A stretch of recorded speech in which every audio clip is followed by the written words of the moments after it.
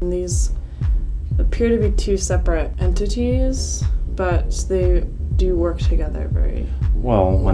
When they have an upset tummy, they'll barf, and then they'll like move over and barf in another little spot, like a little bit less. So I'm KT, and that's KaydashcapitalT, and I'm an artist.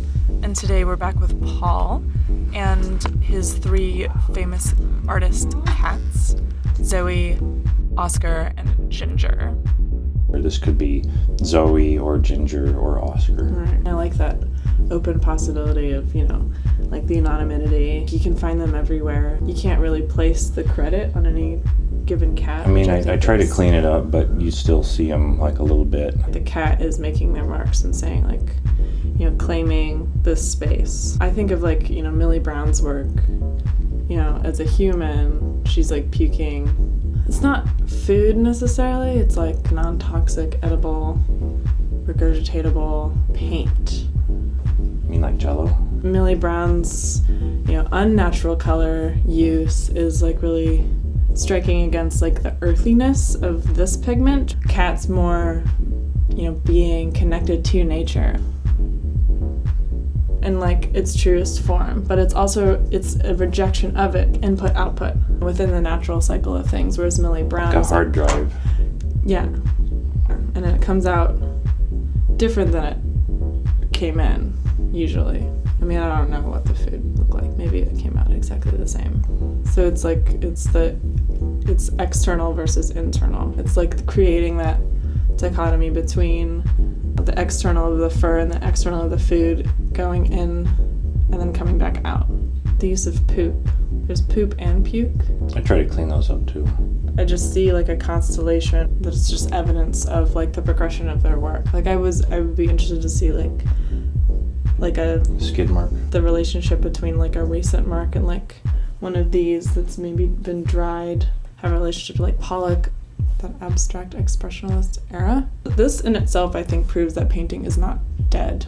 I've seen like artists perform like punching paintings and like peeing on paintings. Poop is like the direct like rejection of painting. They have an itchy butt, then they drag it across the floor. If I were to recreate his method, I would have to really feel what he felt. Their favorite's turkey, so probably just start with like turkey. I don't really consume anything that has the potential of making art. Do you think this one looks like anything? I'm hesitant to say that because we're always putting this lens of like human form onto these shapes by being like exposed to not only like the patriarchal lens of art. Looking at art is through like the male gaze, and so I think that to remove myself would have to involve putting myself in a cat's mind, which is always what I think is the most important one, like when you're interpreting cats' work. There goes Ginger. Okay. She doesn't like patriarchy. It looks like a ship, like a vessel.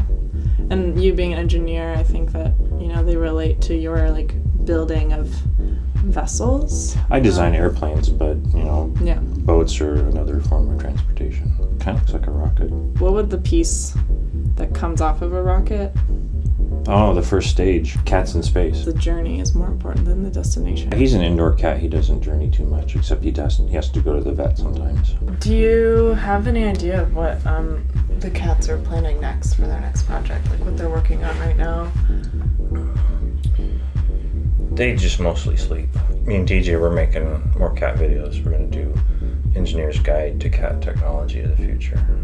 This is a really important part of like my development as an artist. You never truly grasp something until you see it. Ginger's carrying out like an active performative role. Like it's both passive and active, which is like really powerful. I never thought of Oscar's work, his artwork, the way you described it.